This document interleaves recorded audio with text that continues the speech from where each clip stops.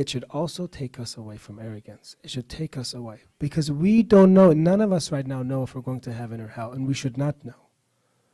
There should be ibham, and it should be unclear. And that is the grace of God. What would happen right now if I knew I was going to heaven? I would stop maybe a lot of my worship. I would stop worrying about it. Imagine if a kid knows he's going to pass his exam, would he still study? As if you're guaranteed an A. I already found out I'm getting an A. What happened if a sinner knew that he's going to hell? He would lose hope. So God doesn't want to tell us our position to keep us encouraged, to keep us not arrogant, to keep us afraid, to be between khawf and raja, between fear and hope, so that we can have a great balance and that we could always strive to reach a better form of hayat in life.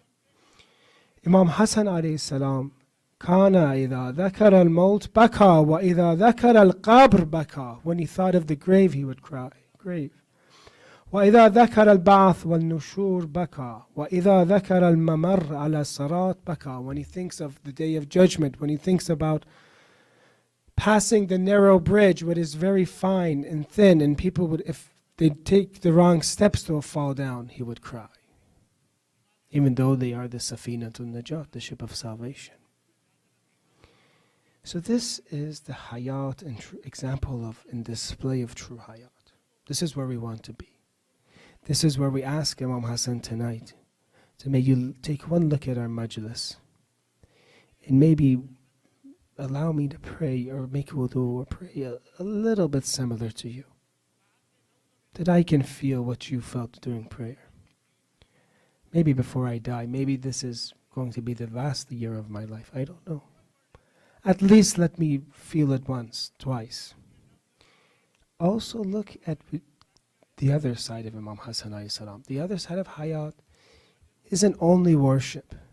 It is caring about people and their needs. It is being a good father, being a good mother, being a good wife, being a contributor to society, helping people. Imam Hassan alayhi salam many times in his life divided his wealth, took half of it for himself and took the other for the people. He is the Kareem of the Ahl al-Bayt, the generous. Let me share for you a story of Imam Hassan. This is from a historical source, Al-Bidayah wa Nihaya. Imam Hassan alayhi salam was sitting once and sees a servant who is sitting in a garden. And he sees that servant that is sitting in the garden, and that servant is sharing his meal with a dog. And he would take one bite, and then he would give another bite or another part to the animal. He would take another bite. He would splitting his meal with an animal. So Imam Hassan alayhi salam in this book, it's narrated that he asked him, why are you doing this? And he says, قال الغلام إني أستحي منه أن أأكل ولا أطعم. I'm embarrassed to eat and not to give food to this animal, to this dog. Imam Hassan alayhi salam told him, wait there. Just wait. He went and came back after a little while. Says that I have purchased you from your master. You are free. And this garden that you're sitting in right now, I have purchased it too. It is yours. This is the Kareem of the Ahlul Bayt. That he says one person do something very beautiful, share his food with an animal. He comes and sets him free. He comes and purchases that land so he can have some capital, he can have something for himself. Ya Imam Hassan, this is your attribute of being Kareem. We are lovers of your mother Fatimah Zahra Salamullah alayha. You extend your grace with the permission of God to us and to our family, inshallah. Please recite a salawat.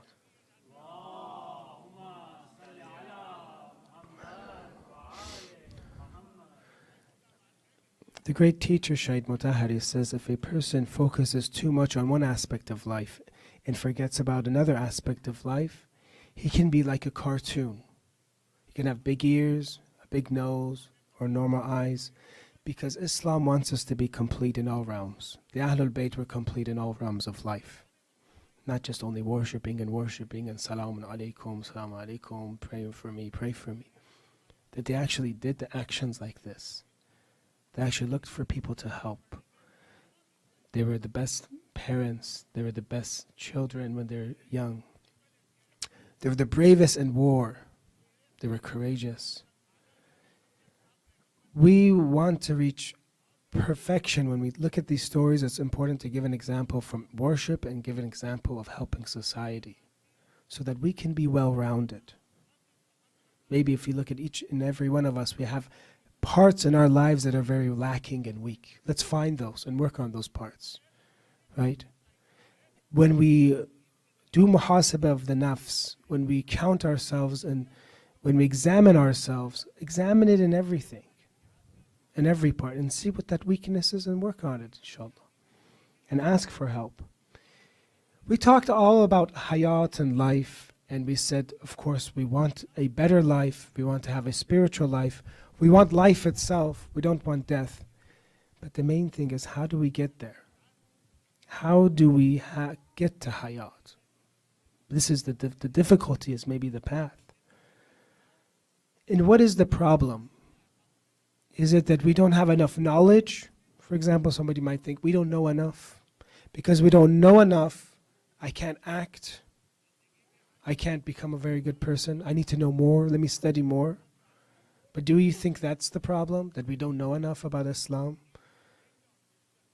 When they would come to many of the ulama, they would say, you know enough to act.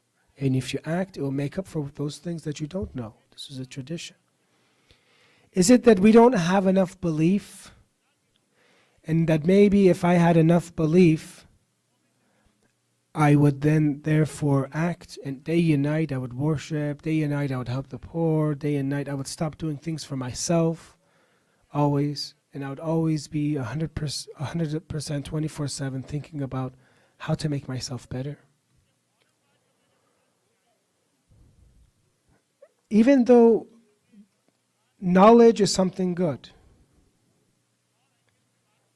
and knowledge is something that we are told to seek all the time, even if it's somewhere very distant, and in all times of our lives, always seek knowledge. But maybe this isn't the problem, knowledge, having not enough knowledge. What we do in the world today are things that we're not fully aware of, but we still do it. We drive a car because we have to get there. We might not know everything about the road conditions, the car, how it works. It would be silly if somebody says, hey, drive there, go there. It's like, no, I don't know enough about how the car works.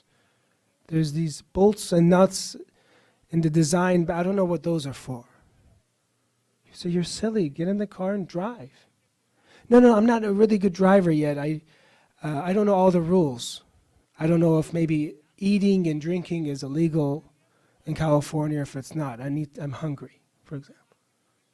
Brother, just drive, go. You need to go there. You know you need to go.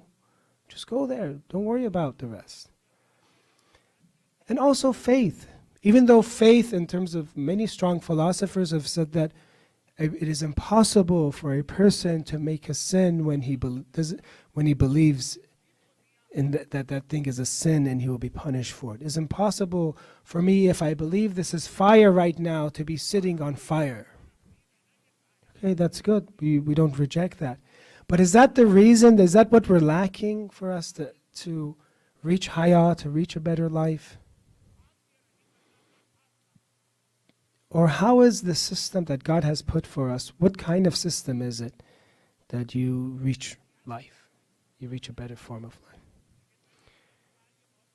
Some always think, and a lot of this is from this great scholar, he says that a lot of people think action is the fruit of Islam. That once you have strong faith, once you raise yourself in terms of iman, you will bring forth fruit and you bring forth action, and that stems from your faith. But he says, let me give you another example. This is another way you can look at faith. Look, another way you can look at actions. Look at actions as a branch. Sorry, look at actions as a leaf. You have branches, you have faith, which is the stem, the roots. Look at actions as leaves. And that these leaves are there to gather sun because of photosynthesis, and they will bring for the tree, for the plant, what it needs for it to grow more. Therefore, the problem that we have is we don't have the actions. If we had the actions, our entire structure would grow stronger and taller and bigger. Because we don't have those actions, we might have that doubt. Because we don't have that actions, we might not have that certainty. This is the path of the prophets, the path of action, the path of a'mal, of doing good and reaching it. Not just about knowing what it is, not about just having faith, reaching it. Therefore, if you want to have hayat and you want to have the hayat of the prophets and the imams, it is through action. And that God has given us 40, 50, 60 years of life with taklif, that we can reach these positions slowly and slowly and slowly. True, some actions will jump, you'll jump forward in hayat. But in general, it is through actions, it is through acts of worship, it is through sacrifice that you reach hayat. Look at some of the traditions. Man ya'amal yazdad quwwatan. Man yuqassir fil amal yazdad fatra. Whoever acts becomes stronger. His faith, everything about him becomes stronger. Because actions are light, actions are nur, actions will bring you forward. Some actions are very, very emphasized. For example, being kind to parents. When somebody does this, suddenly their entire life might change. وَمَنْ يُقَصِّرْ فِي الْعَمَلْ يَزْدَدْ فَتْرًا. And whoever has his actions are weak, he becomes weak. Whoever has shortcomings in actions, he will become weak. So brothers and sisters, I'm telling myself, if I look at myself and I see my actions that are for God in that day, that 24 hours that I'm analyzing myself, and if I see that it is weak, know that there's danger. Maybe if my actions are few, if my actions are some of them disobeying God, and I'm breaking the commands of God, He is my Lord, I am His servant, that I will be weak. One of the first surahs in the Holy Quran is Surah Al-Baqarah. One of the first, after we pray for guidance in Surah Al-Fatiha, it says, Hudan, this book is Hudan lil-Muttaqeen. It is a guidance for those that have taqwa. It is a guidance for those that have good action. Do you want more action? Do you want more guidance? Do you want to be guided from the Holy Quran? It is through amal. It is through action. This is the book that will guide. As you first do dua in Surah Al-Hamd, you say, guide me towards the right path. Then it says, what is the way? Hudan lil-Muttaqeen, have taqwa. Brothers and sisters, the way I perceive things and the way I've experienced, many people that came into Islam were people of taqwa, were people that, even though they didn't have much knowledge, they did the right thing. They were good people, they were pure people. They weren't transgressors, they weren't sinners, they weren't people that were drunk all the time, They weren't people that maybe they had a past, but right before they accepted Islam, they did right actions, they did the right thing. And this is unanimous, this is for everybody, Muslim or not Muslim. That when you start doing the right thing, you become guided.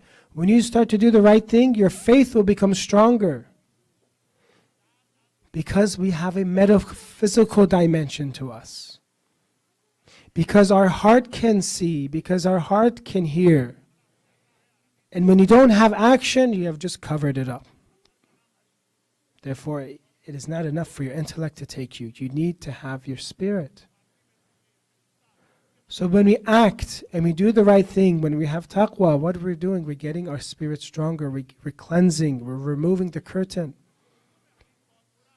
We keep worshipping, and then we reach certainty, complete certainty.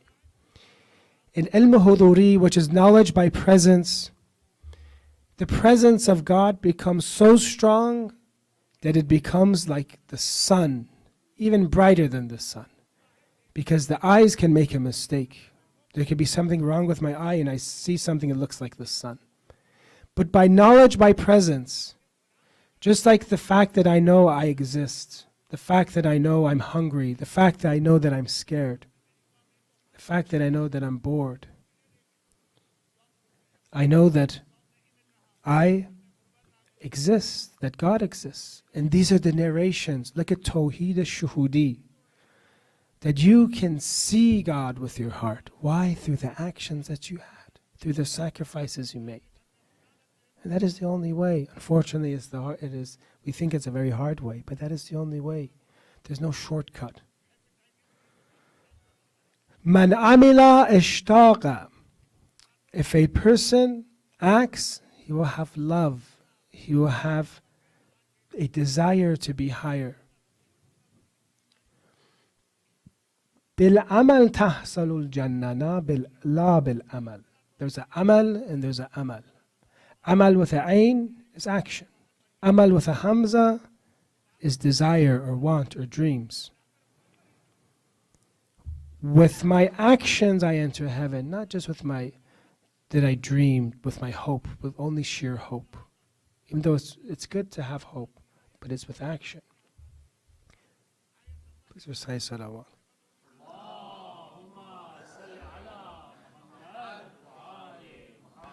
I'm going to end tonight's discussion in these 4 nights that we've been talking about life in Hayat with a tradition from Imam Ali alayhi salam.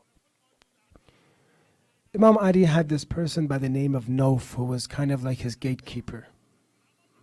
Nauf al-Bikali was a person that had many of the secrets of Imam Ali. And he sees Imam Ali alayhi salam, one of the nights, he's the ruler of a great empire, vast empire. He sees him rushing to go and to speak to God. So Nauf asks him, where are you going? فَقَالَ دَعْنِي يَا نَوْف. Leave me alone, Nauf. My wishes, my needs are calling me towards my true love. Imam Ali is the ruler. Caravans and gold and silver are coming to him. Which ruler do we have in history? He leaves his castle or whatever, not a castle, but he leaves where he is, he's stationed, and he's going off to talk to God privately, to cry, to weep. Maybe those 1,000 units of prayer.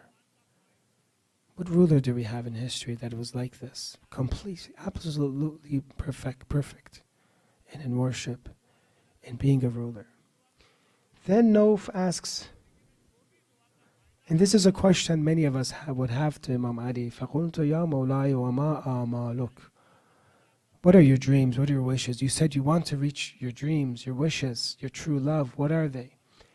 And there he doesn't tell him. This is something private. But as you've read Du'a Kumail, he is the Amal Arafin.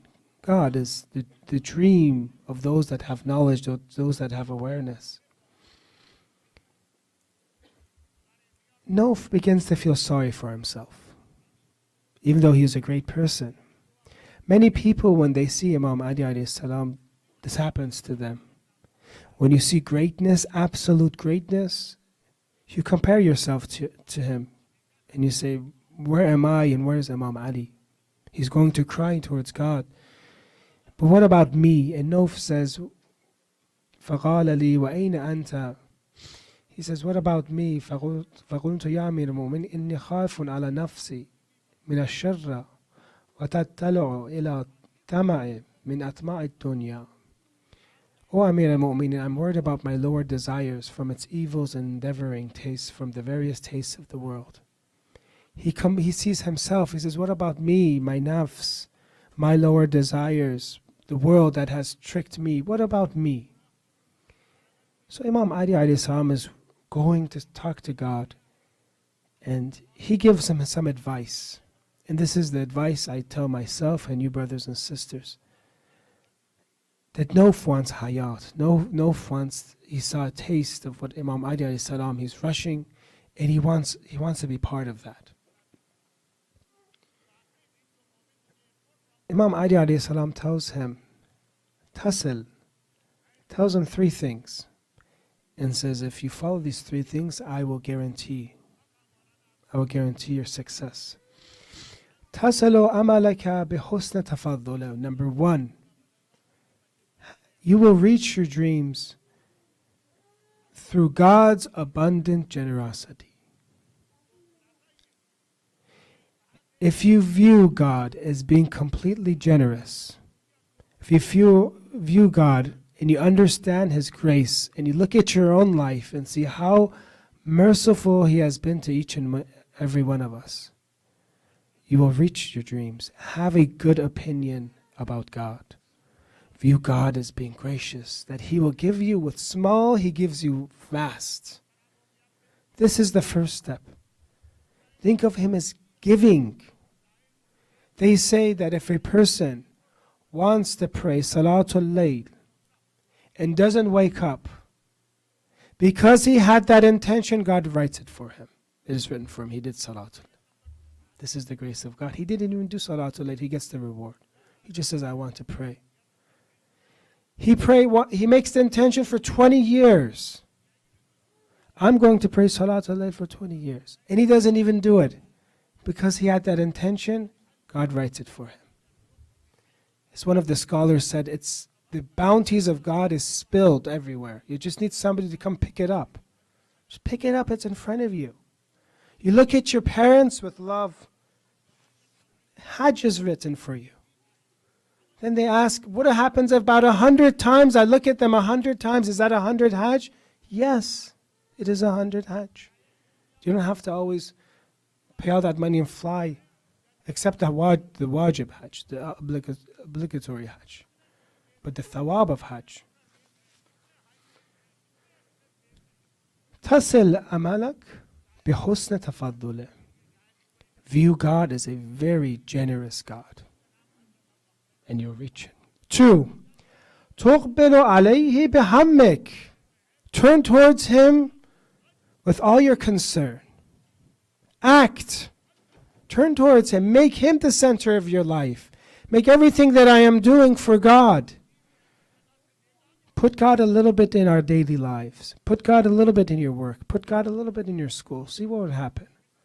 See the outcome. See the results.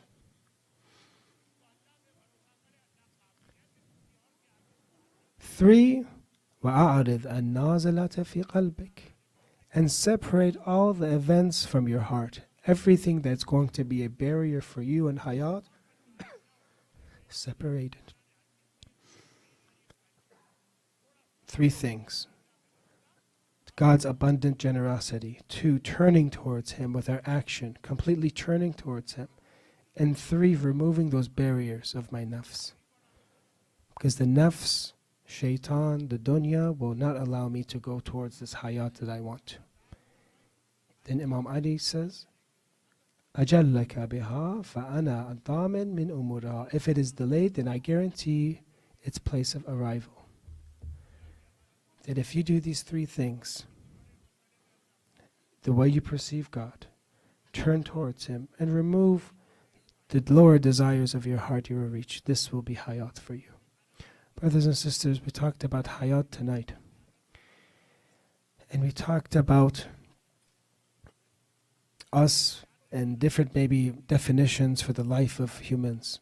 And we said that the proper definition and the proper purpose is to have this journey towards Him and to become close to Him. We talked about Imam Hassan alayhi salam when we said that his worship was true hayat. He would do wudu and shake. His bones would shake. His face, the color of his face would change. He would free the servants of God for seeing something that they did that he would see compassion in it, and he would free them. He would be very generous towards them. Tonight, as we sit here, I ask you to dim the lights, because the grave of Imam Hassan alayhi salam is dark too. He doesn't have a shrine, as you know. Once or twice, at least in the history we have, his shrine was destroyed. Think right now how Baqiyas, Jannatul Baqiyas, it is a cemetery that it is full of darkness, locked up, that nobody can visit at night time. Imam Hassan alayhi salam, as we said, that Muawiyah was a big enemy of Imam Hassan. Many times he tried to poison our Imam. But Imam Hassan would do dua, he would go to the grave of the Prophet, he would recover. So as it's written, it says that Muawiyah wanted to get a very, very potent poison. A poison that even Imam Hassan could not withstand. And he deceived his wife Ju'da in giving this poison to him. It is a hot summer day, it is written, and Imam Hassan alayhi salam was fasting. And he wants to break his fast, or he wants to replace the loss of water he had during the day. So his wife prepares for him milk and honey and poison. He drinks this poison. There are some say that it immediately reacts. His body begins changing and he understands that he's been poisoned. We said Imam Hassan is estranged. Brothers and sisters, if you ever feel in your own house some emergency happens, immediately you call your spouse. You call your husband or your wife. They're there, help me. But what is Imam Hassan alayhi salam supposed to do? Is he going to call the same person that is his murderer? So some say he calls his sister Zainab salamullah alayha. And Zainab rushes. And he calls Imam Hussein alayhi salam. Imam Hussein rushes. They come in. And then they gave Imam Hassan alayhi salam a bowl. He begins to bring out and throw up poison. Some maybe were happy then. They thought that Imam Hassan alayhi salam would recover, because when you throw up poison, it's not going to go into your body. But in the bowl, they see pieces of his liver. It was a very dangerous poison. Imam Hassan alayhi salam is spitting up parts of his body. وَهُوَ يَقَيْ كَبَدَهُ فِي التَّشْ قِطْعَةً قِطْعَةً. He has parts of his liver in the tasht. There he turns to Imam Hussein alayhi salam and tells him, they say, Shaykh Mufid brings this narration. It says, my brother, I am leaving you and joining my Lord. I have been given poison to drink and I have spewed my liver. I am aware of the person who poisoned me, and from where I have been made a subject to this. I will oppose them or poison him before God. He didn't want to let the people know who poisoned him. This is the karamat of Imam Hassan. But then he tells Imam Hussein alayhi salam, my final wish is for me, my body to be taken to the apostle of God, to the messenger of God. And that there, after that, bury me next to Fatima bint Asad, my grandmother. Bury me there. There it is says that Imam Hussein alayhi salam built a coffin for Imam Hassan, and they some say that the first person that had built a coffin like this, has ordered it, was Sayyidah Fatima, because she was worried about people men seeing some men seeing her. So she had a coffin built for her. But Imam Hassan alayhi salam also had a coffin. And they are coming and taking the coffin of Imam Hassan alayhi salam towards the grave of the Prophet, the shrine of the Prophet. There, some of the enemies of God, there they oppose and say, you cannot bury him there. You cannot bring him here. And there's almost a big war between the Bani Hashim and the Bani Umayyah. And there, when they're bringing the body of Imam Hassan and bringing it for burial, they say, وَرَمُوا بِالنَّبَالِ جَنَازَتَهُ حَتَّى صَلَّ مِنْهَا سَبْعُونَ نَبَلًا, until 70 arrows strikes the body of Imam Hassan alayhi salam. 70 bodies strike, 70 arrows strikes the body of Imam Hassan alayhi salam. But Imam Hassan would many times hug his brother Hussein and say, La yawm ka yawmaka ya Aba Abdullah. There is no day like your day, Hussein. Imam Hassan was hit with 70 arrows. But Imam Muhammad al-Baqir alayhi salam, in the narrations, they say, وَلَقَدْ قَتَلُوهُ قَتْلَةً نَهَى الرَّسُولُ اللَّهِ عَلَيْهِ صَلَى اللَّهُ عَلَيْهِ وَآلِهِ يُقْتَلْ بِهَا الْكَلَابِ. They have killed Imam Hussein alayhi salam in a way that the Prophet had prohibited dogs to be killed in such a way. لَقَدْ قُتِلَ بِالسَّيْفِ. He has been killed by the sword, وَالسَّنَانِ, and spears, وَالْحِجَارَةِ, and stones, وَالْخَشَبِ, and wood, وَالْبِالْعَصَى, with canes. وَلَقَدْ أَطْرَأُوا الْخَيْلَ بَعْدَ ذَلِكَ. And after that they rode over the body of Imam Hussein with horses. Inna lillahi wa inna alayhi raji'un. Matam al-Hussein alayhi salam.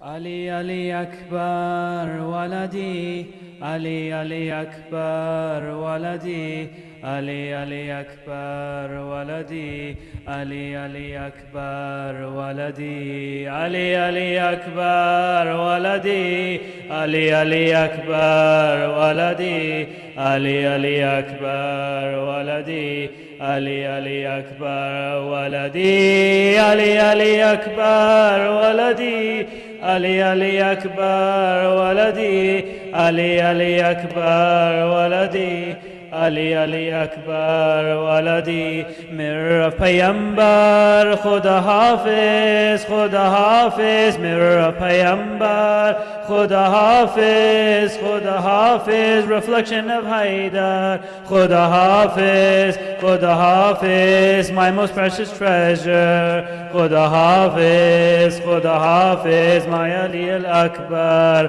Khuda Hafiz, Khuda Hafiz. Your turn to leave has come, Waladi. My heart is in pieces, Waladi. All the women and children lined up to bid you a farewell, Waladi. My heart is in pieces, Waladi.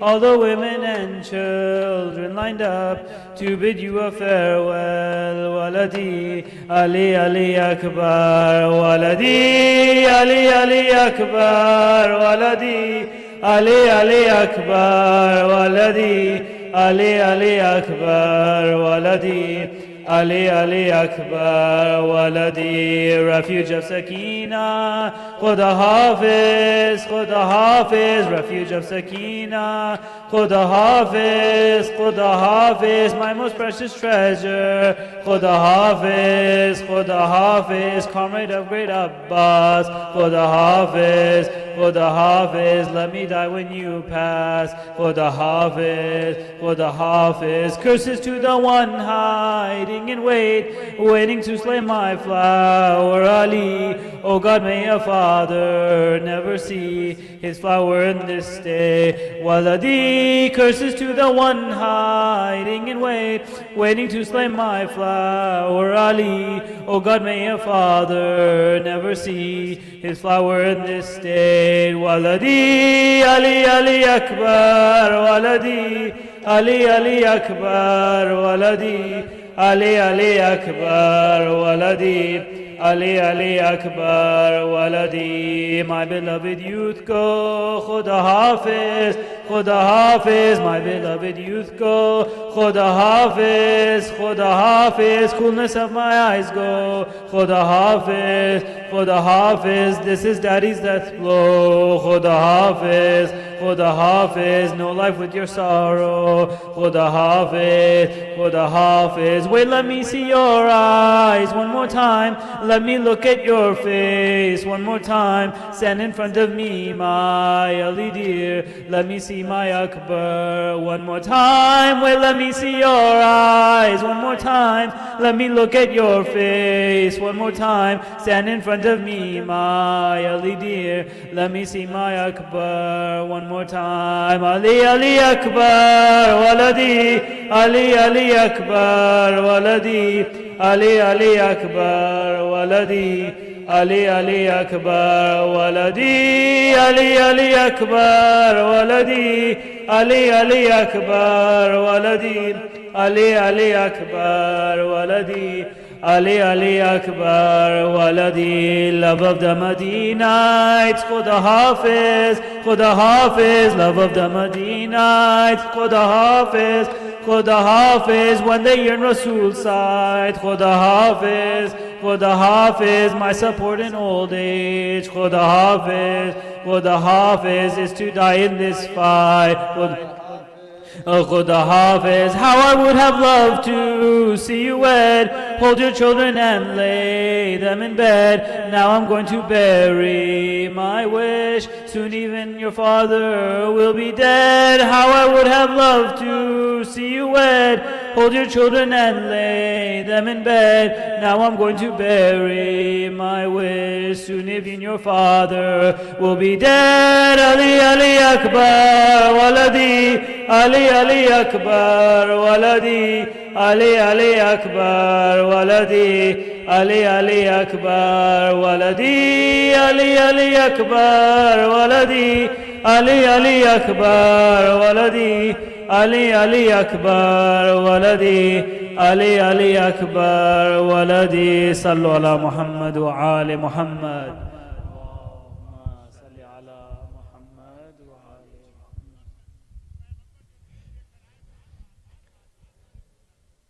For the marhumeen of everybody that has helped out in our majlis, please recite a Fatiha and a Tawheed.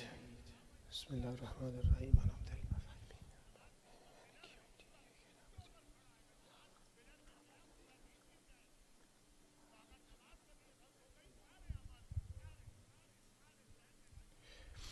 السلام عليك يا رسول الله يا حبيب الله يا ولي الله. السلام عليك يا أمير المؤمنين يا علي بن أبي طالب. السلام عليك يا فاطمة الزهراء سيدة نساء العالمين. السلام عليك يا حسن والحسين سيد شباب أهل الجنة. السلام عليك يا علي بن الحسين أيها السجاد. السلام عليك يا محمد بن علي الباقر. السلام عليك يا جعفر بن محمد الصادق. السلام عليك يا موسى بن جعفر الكاظم. السلام عليك يا علي بن موسى الرضا المرتضى. السلام عليك يا محمد بن علي الجواد. السلام عليك يا علي بن محمد الهادي. السلام عليك يا حسن بن علي العسكري. السلام عليك يا إمام المهدي. الأمان الأمان الأمان من فتنة الزمان. عجل الله تعالى فرجك وسهل الله مخرجك وجعلنا من المنتظرين لك والمستشهدين بين يديك. صلوات.